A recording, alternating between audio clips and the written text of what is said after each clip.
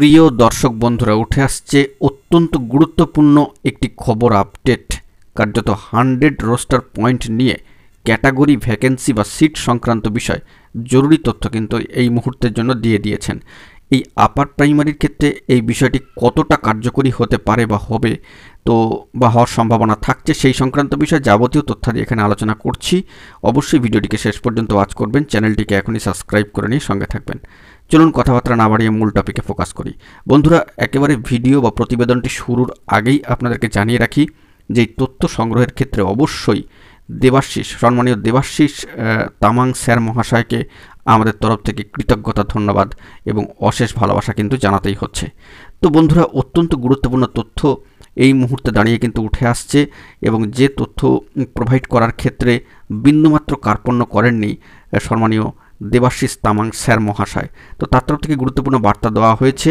চলুন সরাসরি অন স্ক্রিনে গিয়ে আমরা বিষয়টিকে একটু খেয়াল করি। বন্ধুরা, আমরা চলে এসেছি অন স্ক্রিনে। বন্ধুরা, আপার প্রাইমারির ক্ষেত্রে ভ্যাকেন্সি রোস্টার পয়েন্ট সংক্রান্ত বিষয়ে নানা ধরনের ইস্যু কিন্তু উঠে আসছে এবং সেগুলো নিয়ে কিন্তু মঞ্চের কাছে, পশ্চিমবঙ্গ আপার প্রাইমারি চাকরি প্রার্থী মঞ্চের কাছেও কিন্তু বার্তা দেওয়া হচ্ছে।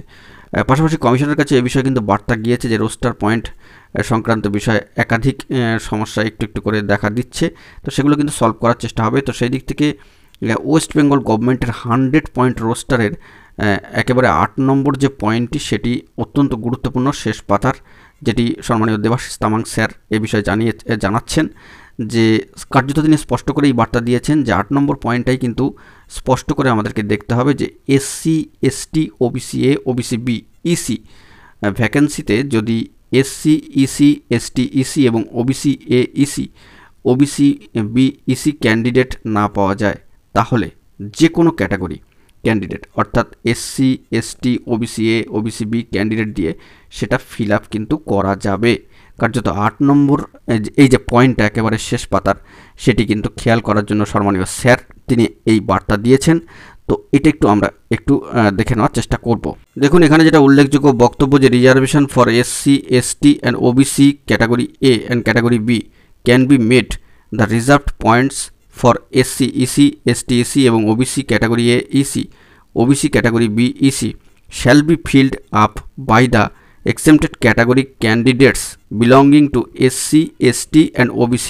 এর পাশাপাশি এটা উল্লেখিত হয়েছে যে OBC category A or category B only in case of non-availability of a suitable exempted category candidate belonging to SC ST or OBC category A and category B for any of such reserved point, এটা কিন্তু উল্লেখযোগ্য reserve point, the said vacancy shall be filled up by a non-exempted category candidate belonging to SC ST or OBC category A and category B as the case may be।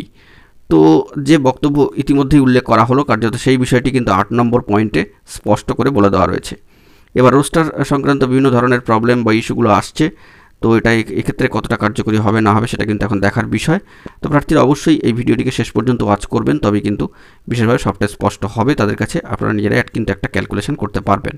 তো আরও একবার জানাই ভিডিওর পরিশেষে যে সম্মানীয় দেবাশিস তামাং স্যার মহাশয়কে অবশ্যই এই বিষয়ে কৃতজ্ঞতা, ধন্যবাদ কিন্তু জানাতেই হচ্ছে। তো বন্ধুরা, এখন এই পর্যন্ত গুরুত্বপূর্ণ আপডেটগুলি পাওয়ার জন্য চ্যানেলটিকে এখনই সাবস্ক্রাইব করে নিয়ে সঙ্গে থাকুন। ধন্যবাদ।